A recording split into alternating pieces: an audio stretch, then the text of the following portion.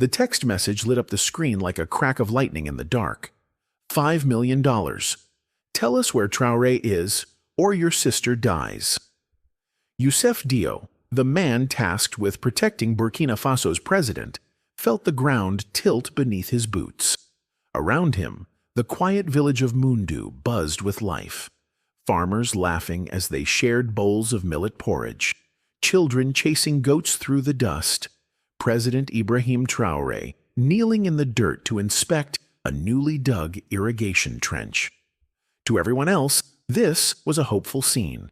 To Youssef, it had become a nightmare. His finger hovered over the delete button. He'd received bribes before. Every bodyguard for a revolutionary leader did. But this was different. The money was astronomical. The threat was personal. And the code embedded in the message, a series of numbers only a Burkinabe soldier would recognize, told him the danger wasn't coming from foreign spies or jihadist groups. It was coming from inside the military. Youssef slipped the phone back into his pocket and wiped sweat from his brow. The savannah heat pressed down like a fist, but the chill in his bones wouldn't fade. He glanced at Traoré, the 34-year-old president who'd become a symbol of defiance for a generation. Dressed in faded fatigues, his red beret tilted at a casual angle, Traoré looked more like a village teacher than a head of state. He was scribbling notes in a battered journal, nodding as an old farmer explained how drought had withered last season's sorghum crop. This was Traoré's way, listening, learning, promising action instead of empty speeches. Since seizing power in 2022, he'd canceled shady mining deals, poured resources into farming cooperatives, and dared to suggest Burkina Faso could stand on its own without foreign aid or interference. His enemies called him naive. His supporters called him the second coming of Thomas Sankara. Youssef called him the only leader he'd ever trust with his life. But now, that trust was being used against him. The second message arrived as the sun dipped below the baobab trees. A photo this time. Youssef's younger sister, Asha, bound to a wooden chair, her mouth gagged with cloth. Her eyes, wide, terrified, stared straight into the camera. The text beneath read, 24 hours. Give us Traoré's location, or we drop her body where even the vultures won't find it. Youssef's breath caught. Asha was all he had left. Their parents had been killed in a jihadist attack 8 years earlier. He'd raised her himself, working double shifts as a soldier to pay for her teaching degree. She'd just started her first job at a rural school. How did they find her? He wondered. Who gave them her name? The answer was obvious. Only someone inside the military, someone who knew Youssef's weaknesses, could have orchestrated this. That night, as Traoré slept in a mud brick hut guarded by 2 junior soldiers, Youssef paced the perimeter like a caged animal.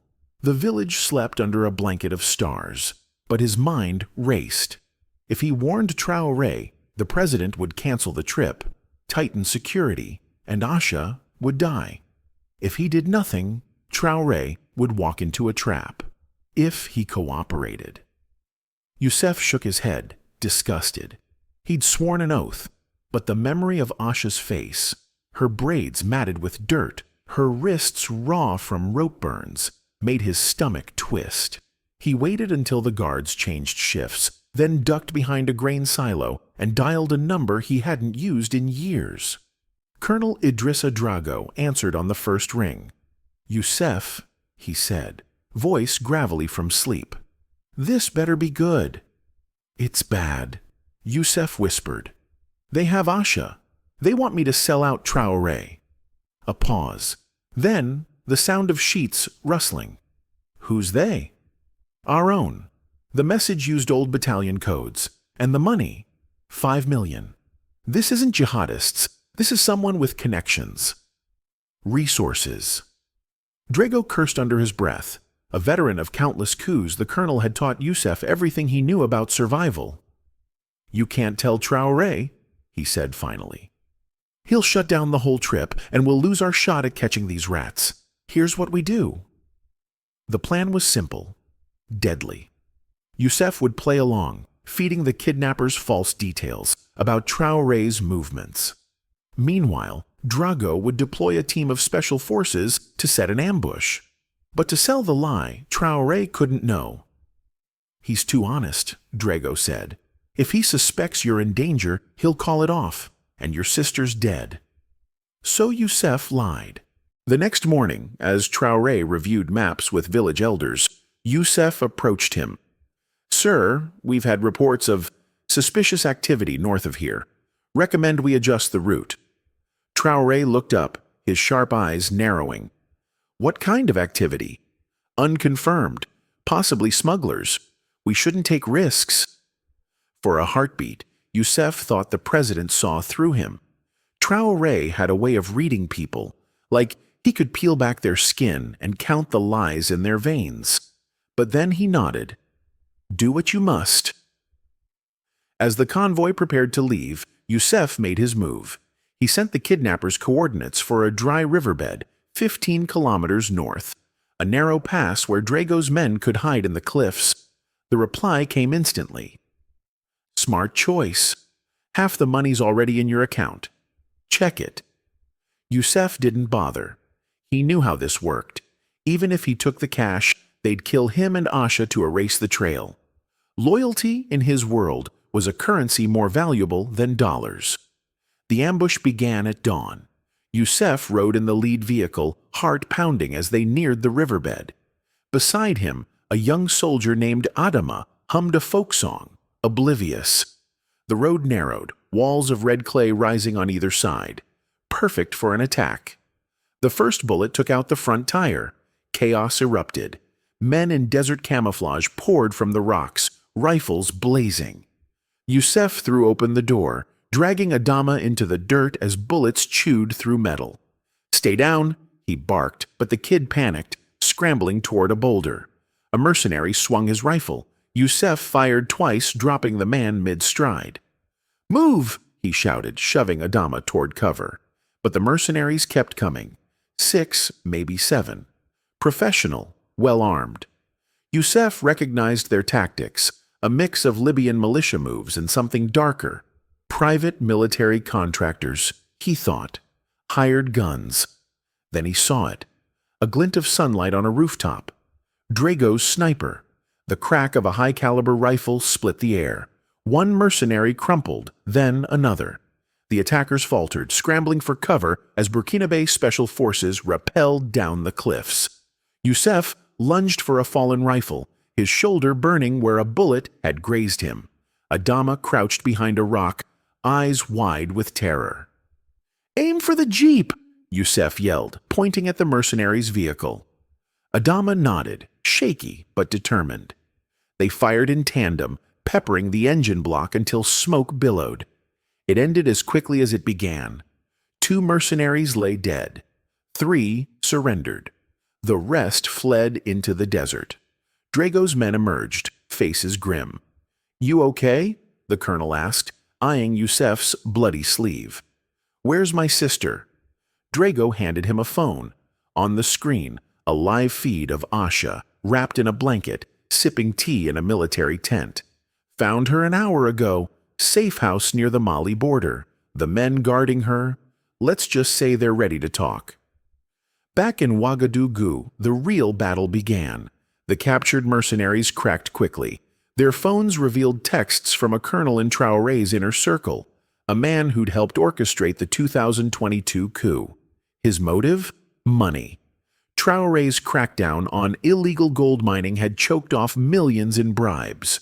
Worse, the colonel had allies, a network of officers, police chiefs, even a judge, all willing to sell their country for a cut of the profits. Traoré confronted the traitor in a windowless room beneath the presidential palace. The man didn't deny it. "You think you're different?" he sneered. "You'll end up like Sankara, dead in a ditch, and nothing will change." Traoré's response was quiet, final. "Take him away." But the damage lingered. In barracks across the country, rumors spread. Soldiers who'd fought side by side now eyed each other with suspicion. Traoré canceled public appearances, relying on Youssef and Drago to vet every officer, every guard. "They'll try again," Youssef warned one night, standing watch as Traoré worked late. The president looked up from his papers. "I know. Then why not purge the whole military, root them out, and become the thing I hate?" Traoré shook his head. "This isn't about me. It's about proving we can be better, even when it's hard." For Youssef, the scars ran deep. He moved Asha to a safe house, visiting her only in disguise. He woke at night, sweating, the sound of gunfire echoing in his skull. But he stayed. When Traoré launched a new program to train farmers in sustainable agriculture, Youssef stood guard. When the president negotiated with tribal leaders to stop ethnic clashes, Youssef scanned the crowd for threats. The whispers didn't stop. In markets, men muttered about another coup. In military bars, officers drank too much and talked too loud. But in the villages, hope flickered. At a well-digging ceremony in Kaya, an old woman pressed a jar of honey into Traoré's hands. "For your children," she said. Traoré, who'd barely slept in weeks, smiled for the first time in months. Youssef watched from the shadows, rifle slung over his good shoulder. The road ahead was long, the enemies were many. But for now, at least, the president was alive, the sister was safe, and the men who'd traded their honor for cash sat in dark cells, waiting for a justice they'd never granted others. As the sun set, painting the savannah in shades of gold, Youssef allowed himself a moment of quiet pride. They'd won this battle, not with lies or greed, but with something far more dangerous to those in power: unity. But in the back of his mind, the traitor's words echoed, "This country eats idealists alive." Youssef pushed the thought away. Tonight, at least, they'd eat dinner instead.